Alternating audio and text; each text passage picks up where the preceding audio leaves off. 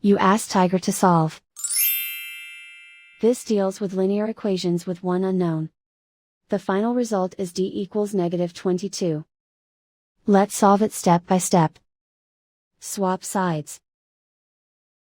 Group all constants on the right side of the equation. Subtract 1 from both sides. Group like terms.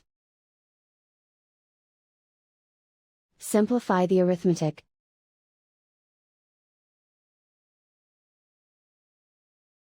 Convert the d into a positive number. Multiply both sides by -1.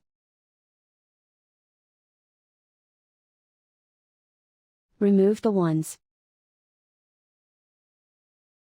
Simplify the arithmetic. And so the final result is d equals -22.